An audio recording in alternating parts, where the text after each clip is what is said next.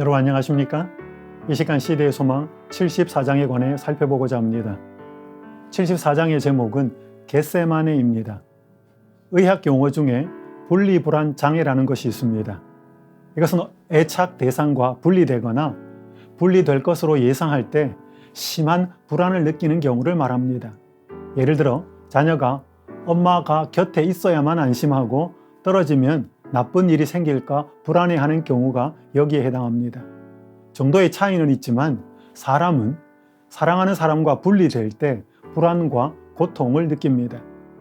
예수님이 십자가를 앞두고 겟세마네에서 하나님과의 끔찍한 분리를 경험하셨습니다.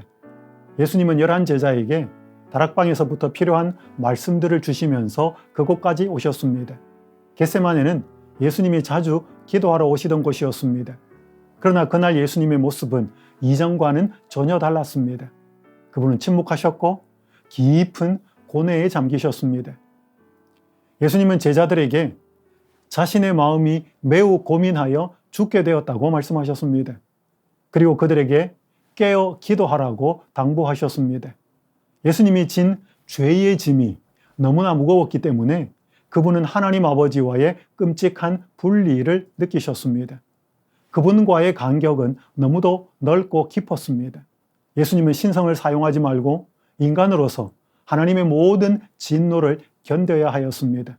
예수님은 3번이나 똑같은 기도를 드리셨습니다. 내 아버지여, 만일 할만하시거든 이 잔을 내게서 지나가게 하옵소서. 그러나 나의 원대로 마옵시고 아버지의 원대로 하옵소서. 누군가가 자신 때문에 생명을 잃는다면 죄책감은 이루 말할 수 없이 큽니다. 2014년 4월 16일 끔찍하게 세월호가 침몰되었습니다. 승객 299명이 죽고 5명이 실종되었습니다. 승객 대부분은 수학여행을 가던 경기도 안산의 단원 고등학교 학생들이었습니다. 사고 발생 이틀 뒤 수학여행의 인솔 책임자였던 교감 선생님이 극단적인 선택을 하고 말았습니다. 그 선생님은 많은 학생과 교사가 죽자 죄책감을 견디지 못하였습니다. 1명 또는 여러 명의 생명에 대한 죄책감도 큰데 인류 전체의 생명에 대한 죄의 책임을 예수님이 다 짊어지셨을 때 그분의 마음이 어땠을까요? 그로 인하여 하나님 아버지와의 친밀한 교제가 깨어졌을 때 그분의 마음은 어땠을까요? 여기에 더하여서 사탄은 자신의 모든 것을 걸고 예수님에게 싸움을 걸어왔습니다. 사탄은 예수님이 십자가를 지고 희생을 해보아야 아무런 소용이 없다고 주장했습니다. 선민이라고 주장하는 백성이 너의 목숨을 빼앗으려고 한다. 따르던 제자 중에 하나가 너를 팔 것이다. 수제자라는 자는 너를 저주하면서 3번이나 부인하게 될 것이다. 그리고 모든 제자가 다 너를 버리고 도망갈 것이다. 이런 사람들을 위해 내가 희생할 필요가 있겠는가? 다 쓸데없는 짓이다. 마시려는 이 잔을 당장 집어치우고 너 자신을 구원하라. 이러한 사탄의 유혹은 매우 강렬했고 예수님은 깊이 고뇌하셨습니다. 투쟁 속에서 예수님은 제자들에게 인간적인 동정과 위로를 받고 싶으셨습니다. 그러나 제자들은 계속 자고 있었습니다. 베드로도 잤고 요한도 잤습니다. 제자들 모두 깊은 혼수 상태와 같은 잠에 빠져 있었습니다.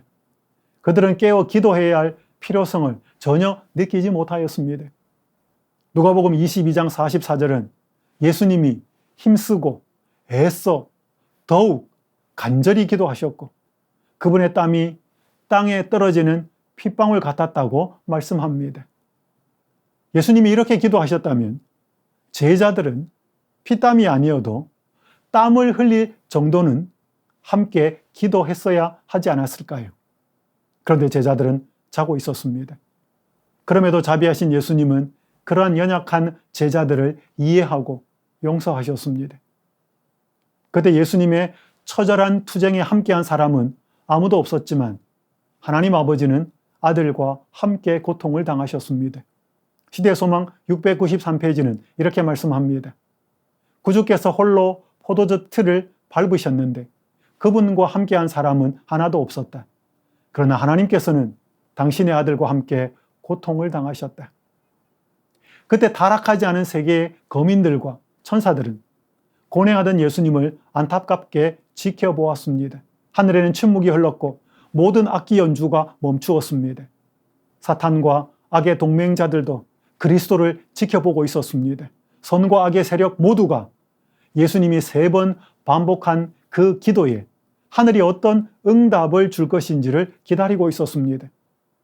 드디어 하늘이 열리고 찬란한 빛과 함께 한 천사가 내려왔습니다.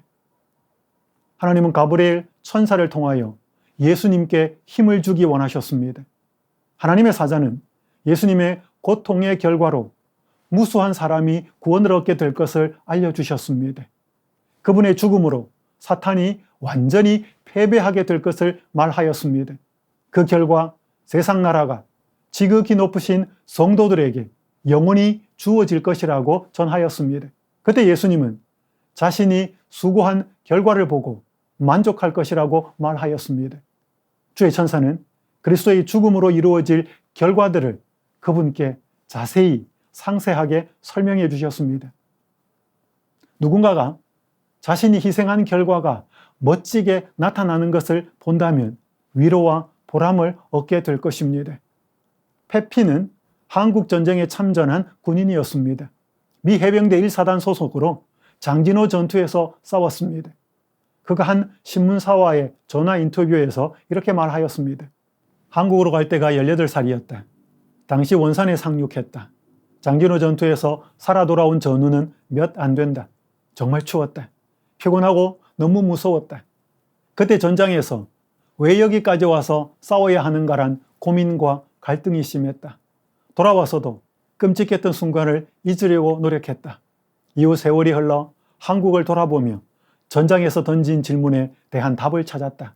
이게 내가 싸운 결과였구나 란 확신을 그때 갖게 되었다. 그는 70년 가까이 전쟁 트라우마로 고통을 당했습니다. 그러나 2018년에 한국을 방문하면서 고통에서 벗어날 수 있게 되었습니다. 놀랍게 발전한 대한민국을 보면서 자신과 전우들의 희생이 결코 헛되지 않았다는 것을 깨닫게 되었기 때문입니다. 최선을 다한 일에 아무런 결과가 없을 때 사람은 허무해집니다. 그러나 예수님의 죽음은 결코 그렇게 되지 않을 것이었습니다. 온 우주에 엄청난 결과를 초래할 것이었습니다. 가브리엘 천사는 예수님에게 그 사실을 확신시켜 주었습니다. 그때 그리스도는 십자가의 잔을 마시라는 하나님 아버지의 뜻에 기쁘게 순종하기로 결심하셨습니다. 우리가 믿는 예수님은 이런 분이십니다. 얼마나 고맙고 감사한지요. 하나님의 뜻에 대한 순종은 참으로 아름다운 결과를 만들어냅니다. 장로교회에서 신앙하던 한 여성이 있었는데 마음에 들지 않는 남편을 늘 미워하였습니다.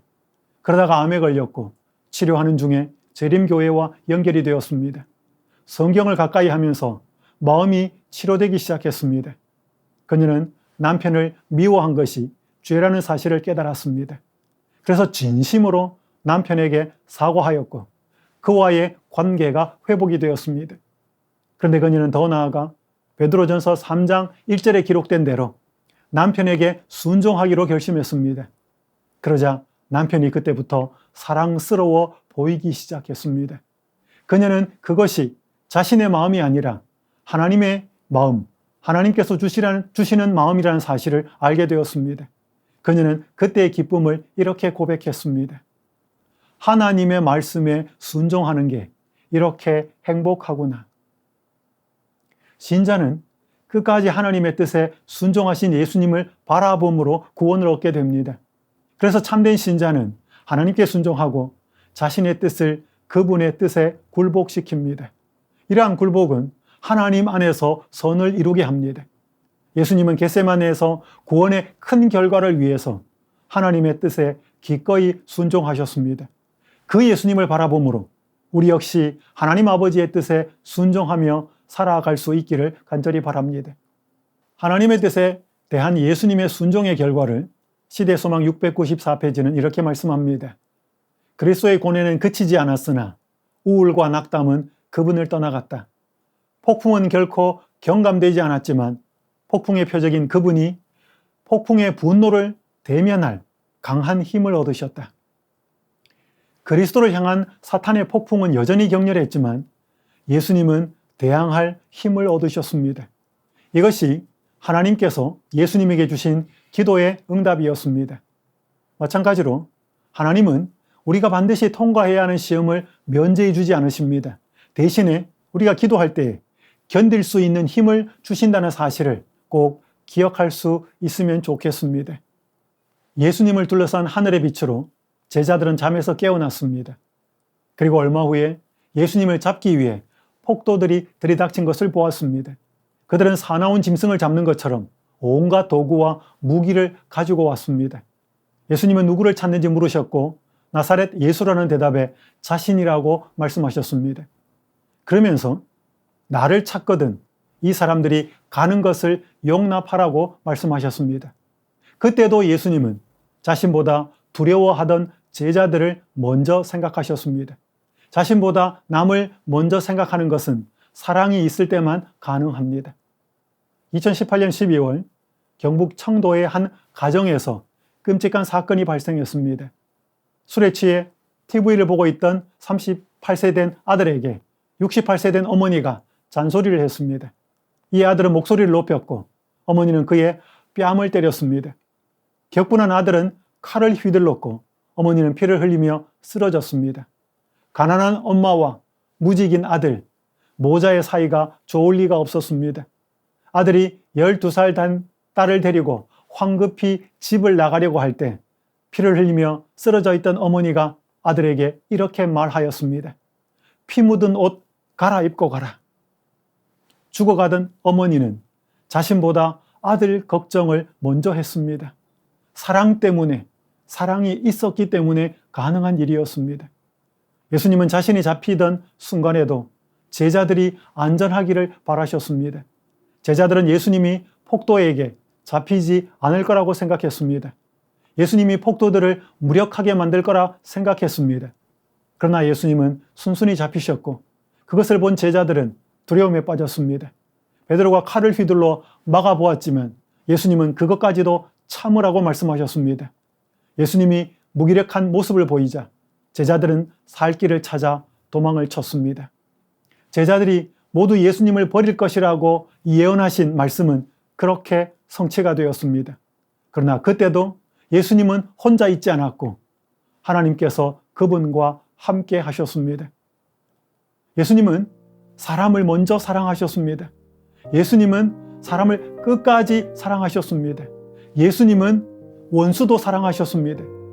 예수님이 사람을 얼마나 귀하게 여기시고 사람을 어떻게 끝까지 사랑하시는지 겟세마네에서 잘 보여주셨습니다.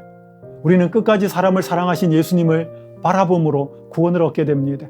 그래서 참된 신자는 그 예수님을 닮아서 끝까지 사람을 사랑합니다. 예수님은 인류의 모든 죄를 짊어지고 겟세마네에서 홀로 투쟁하셨습니다. 그리고 마침내 하나님 아버지의 뜻에 자신을 복종시키며 그분이 주시는 잔을 마시기로 동의하셨습니다. 자신의 희생이 어떠한 결과를 초래할지 잘 아셨기 때문입니다. 또한 예수님은 연약한 사람들을 끝까지 사랑하셨습니다. 사랑하는 성도 여러분, 겟세마네에서의 예수님은 참으로 길고 고통스러운 투쟁을 하셨습니다. 그날 예수님은 하나님의 뜻에 철저히 순종하시면서 끝까지 사람들을 사랑하는 모범을 보여주셨습니다. 우리가 이 겟세마네의 예수님을 자주 묵상할 필요가 있겠습니다. 그때 우리도 자신의 뜻을 하나님의 뜻에 온전히 굴복하는 순종의 삶을 살 수 있는 힘을 얻게 됩니다. 그때 우리도 배은망덕한 사람들을 끝까지 사랑할 수 있는 힘을 얻게 됩니다. 이러한 놀라운 축복이 여러분과 제게 함께 하시기를 간절히 바라면서 말씀을 마치도록 하겠습니다.